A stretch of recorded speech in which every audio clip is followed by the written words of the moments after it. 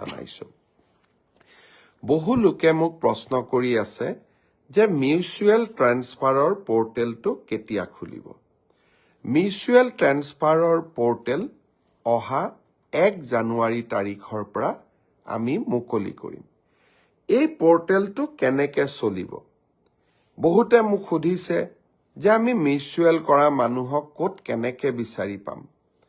এই পৰ্টেলটোত আবেদন কৰাৰ পিছত একে বিভাগৰ একে পে স্কেলৰ কৰ্মচাৰীৰ মাজত আমি মিউচুৱেল ট্ৰান্সফাৰ কৰাৰ বাবে প্ৰচেষ্টা কৰিম।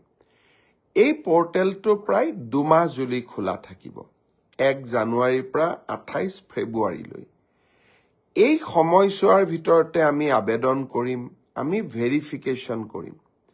তাৰ পিছত আমি আপোনালোকৰ আবেদনবোৰ পৰ্টেলত স্বয়ংক্ৰিয়ভাৱে মিউচুৱেল ট্ৰান্সফাৰৰ বাবে মুকলি কৰি দিম। আৰু এটা কম্পিউটাৰ প্ৰণালীৰ মাজেৰে স্বচ্ছতাৰ মাজেৰে এই মিউচুৱেল ট্ৰান্সফাৰ হ'ব। আপোনালোকক সোধা যাব, আপোনালোকে সন্মতিৰ বাটনটো টিপাৰ লগে লগে মিউচুৱেল ট্ৰান্সফাৰৰ অৰ্ডাৰ নিজে নিজে কম্পিউটাৰৰ পৰা ওলাই আহিব।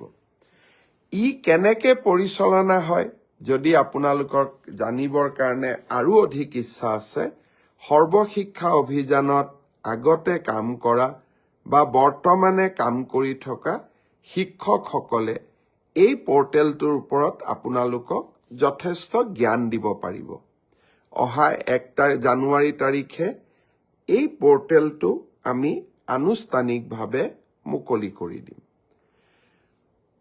ইয়াৰ পিছত মোক সততে সোধা প্ৰশ্নটো হৈছে যে মুখ্যমন্ত্ৰীৰ আত্মনিৰ্ভৰ অসম অভিযানৰ 2য় পৰ্যায়ৰ আবেদনৰ প্ৰক্ৰিয়া কেতিয়া আৰম্ভ হ'ব। শ্ৰদ্ধা যুৱক-যুৱতী বন্ধু-বান্ধৱীসকল, মুখ্যমন্ত্ৰীৰ আত্মনিৰ্ভৰ অসম আঁচনিৰ জৰিয়তে আমি যুৱক-যুৱতী